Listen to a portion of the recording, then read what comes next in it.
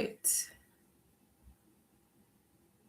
So, sorry for being late. I apologize for the mishap on this channel.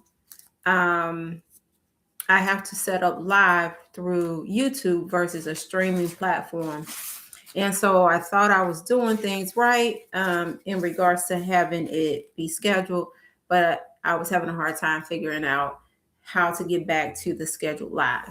So I will make sure that this live, once it's over, has all the updated information that I put on the scheduled live. So for those who hit notify me, hopefully you'll see that I'm live over here.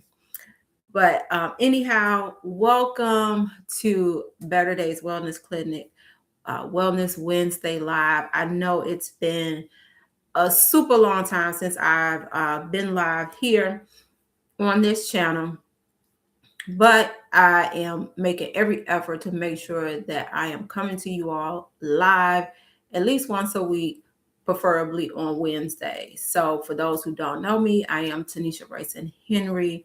I am the founder and CEO of Better Days Wellness Clinic, located in Schaumburg, Illinois. I'm also the creator of the Reset Framework. And you can find that book, you can find the link in the description of the channel. It's a great resource for people who are just ready to kind of get those foundational wellness habits in place for themselves. But today, this evening, we're going to be talking about why women in midlife must stop guessing about their health. And so, like I mentioned, my book helps with that. But this month, our Wellness Wednesday series will kind of be along, will kind of be in that same theme, right? As many of you all probably know, that March is National Women's Month. March 8th is actually International Women's Month. And so this month, we really want to just focus on women. We're very, strong. We are resilient. We push through. But this month, I'm challenging women to take a break, take a pause, put a pin in the busyness of life, and begin to kind of refocus on themselves, and have a reset, as my book and framework suggests. So tonight I want to talk about how so many of us women are guessing about our health instead of truly understanding what our bodies need. And so the question I have for you as we begin is, have you ever felt like what used to work for your health just doesn't anymore? I know for me, I realized that in my mid 40s.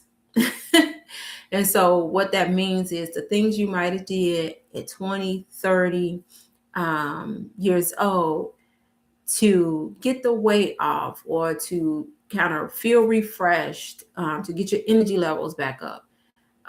Those things no longer work. So we're guessing, we're guessing at what we need to kind of feel better, right? To optimize our health and things of that nature. So let's first start with the midlife shift. So it's not that our bodies are betraying us. It's just that they change, like I mentioned, right? The things we could do at 20, 30 years old, we can no longer do those things and get the same results, right? And we're going to get into why that is. So number one, especially for, women 35 and older, is hormonal fluctuations. And those begin even before menopause, right? It's called perimenopause. And basically, I would say your two primary hormones, right? Estrogen and progesterone, they're kind of all over the place, more so the estrogen, right? And so with that hormonal fluctuation comes uh, a lot of physiological things, happening to us as women. So because of that fluctuation, our stress load increases during midlife. We have an increase in not cholesterol, sorry. We have an increase in cortisol. Most people think of that as the stress hormone. Like we actually need a healthy dose of cortisol, right? With the whole flight, what is it, fight or flight, response and things like that. So, cortisol can be a beautiful thing. But when it's constantly elevated because of just the stress load of life, on top of the, you know, fluctuations of your estrogen and your progesterone, as women approaching midlife, it becomes a big um, mess, right? A big storm. And so with all these things, the hormone fluctuation, it causes sleep disturbance, right? That becomes very common. It's not uncommon to hear women of a particular age say that they have insomnia, right? It could be that feels like their brain never is shutting down, right? Could be due to hot flashes and night sweats and things of that nature, right? Aches and pains that they didn't have before. So, and as we know, sleep is so critical basically for everything, but especially when you're trying to lose weight, which as we approach menopause, a lot of us, begin to gain weight despite our best efforts. And sometimes the missing piece could be we're not getting enough sleep, right? We also have a decline in our muscle mass. So, again, due to that hormone fluctuation. So, what worked at 30 doesn't always work at 45 or 50. And that's not because of lack of discipline on our part, right? It's because our body is different. So, this is why guessing can become really frustrating in this stage of life. Guessing at what you should do, right? So, why guessing about health backfires? The reason it backfires, let's look at it like this. Midlife requires support and strategy. Support and strategy. So, what does that look like? That means that we can't necessarily be doing random diets, right? At one point, everybody and their mama was doing keto. And I must admit, before I became a nurse practitioner, I tried keto. And I think I might have lost maybe 6 pounds. I was doing a lazy form of keto, but I was doing, intense workouts and things like that. But at some point, I just wanted some grapes and apples, right? So we do all these different things that we see on social media and things like that. And we are, throwing it at the wall to see what will stick. So random dieting, guessing, trying to see what's going to work. Over exercising. I'm definitely guilty of that. Ignoring fatigue, not realizing, like I mentioned earlier, the importance of sleep, the importance of rest. Excuse me. And then comparing ourselves to other people, right? We cannot compare ourselves to some 50-year-old, A-list celebrity and say, oh my God, this, is and that. Like, you got to remember, they probably have personal chefs, personal trainers, are able to get sleep, all these things that don't necessarily lend themselves to our way of life and things of that nature. But it doesn't mean that we can't get to a more optimized or better station in midlife. It's just that we have to be, like I mentioned earlier, we have to make sure we're getting the right support and strategy. So, like, even with random dieting, Better Days, we offer a hair strand analysis test. And that hair strand analysis test is able to tell you what foods you're highly sensitive to, you're moderately sensitive to, and then foods that don't cause any sensitivity to you. Well, having that piece of information can be a game changer, not just because it can help with your gut, but it can help you uh, curate a way of eating that is optimal for yourself. And because of that, that can also help with losing weight, improving your gut health. And when you do those two things, that will help bring inflammation down. So it's like a domino effect. You know, the R and reset stands for restore. And what restore looks like is one, having that mindset shift that I have to do something different. What I've been doing is not working. But it also is looking at the right tests, getting the right tests and assessments done so that you can have a personalized approach to, improving your health and wellness um, as a midlife woman. Okay. So many women think they need to push harder, right? We have to, join the hit club, or we have to, do this or do that.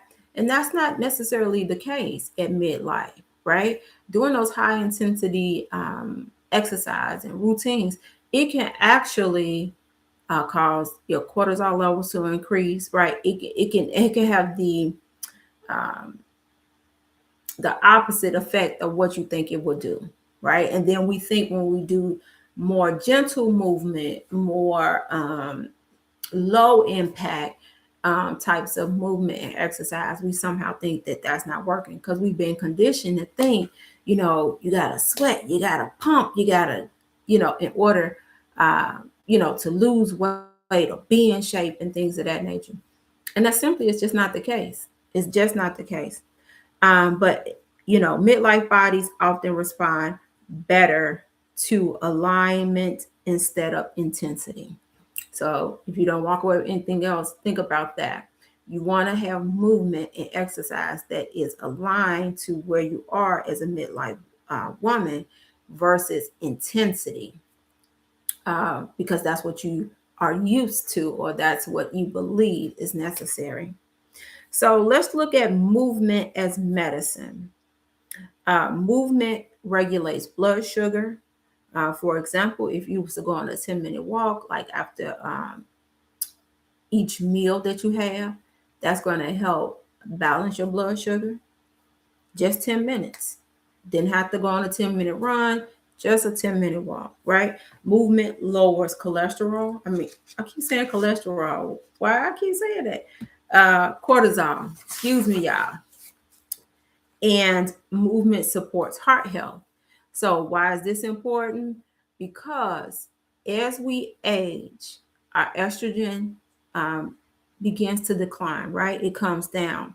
And because of that estrogen coming down, it actually increases our cardiovascular risk. What does that mean? That means we're increasing our risk of developing high blood pressure, of cholesterol. Now I can say it, and visceral fat. Visceral fat. Sometimes people just refer to it as belly fat, but it's a little bit more than just belly fat. It's basically fat that is developing around your organs, that's in your abdominal cavity. And so that's what we don't want. That's what we don't want. Movement improves mood and sleep. And so, one of the most underrated tools for midlife health is simply walking when it comes to movement. I am a big cheerleader for walking.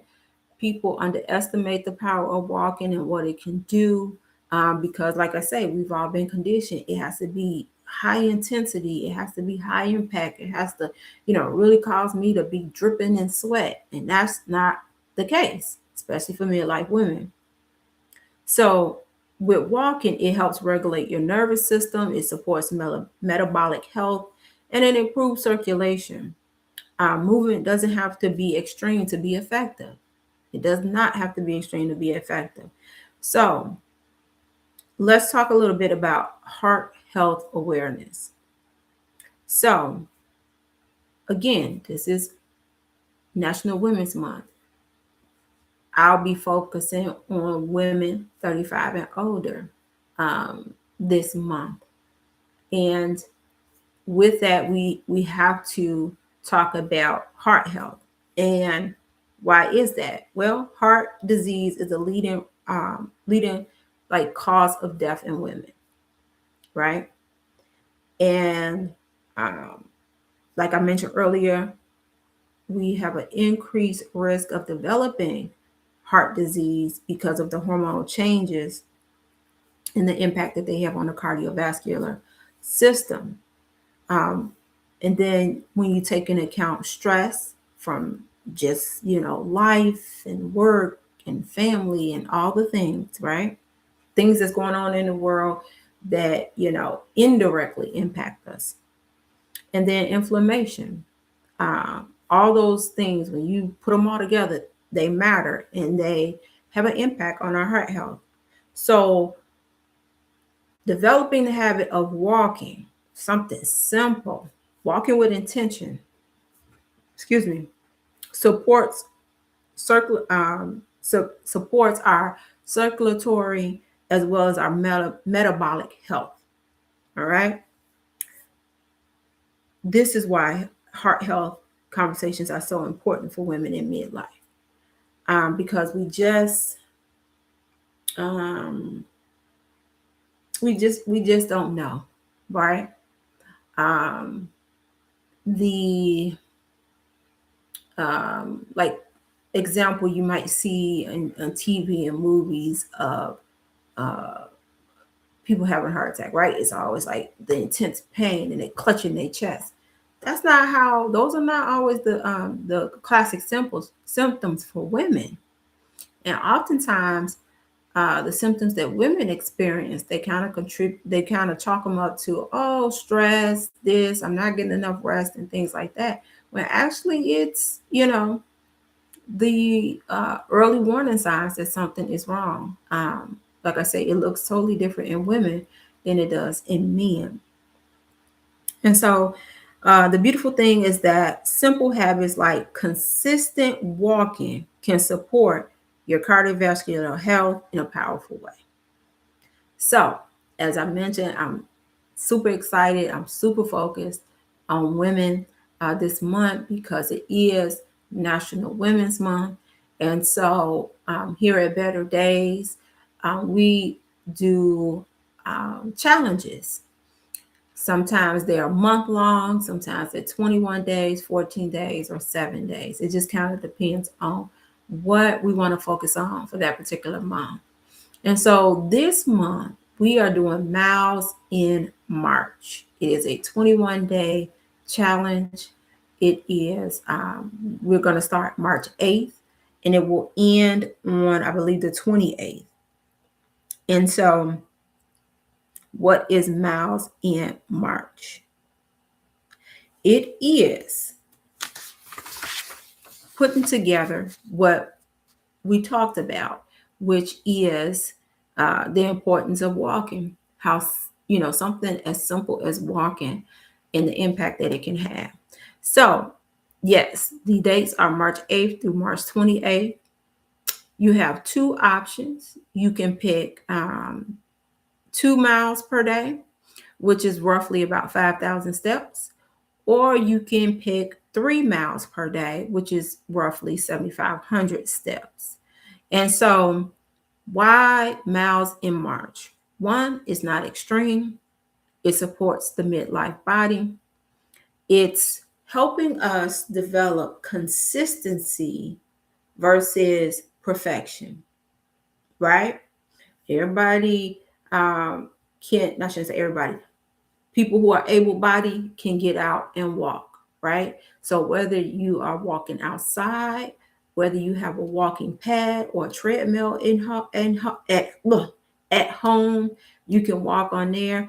Even if you just kind of walked, up and down your stairs at home, even if you didn't have equipment like a walking pad or a treadmill, if you just get up and walk the length of your, room in while you're watching TV on commercials, is just trying to encourage every woman to move, and get you to build that consistency of a healthy habit like walking in place.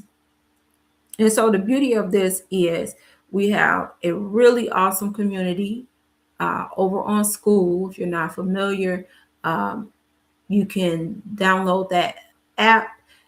We actually have a link, the direct link to our Reset for Better Days School community. And that's where you would check in daily. That's where you would share your wins. It's a great community. So during the time that we do challenges, we do, like I say, kind of focus on the challenge. I give you all kinds of tips and little nuggets and things of that nature. But it's a great place to build accountability, to build community, and to stay encouraged from seeing other people build their good, healthy habits of consistency. So in the bio, we have the link for School, but let me see if I can put it in the chat.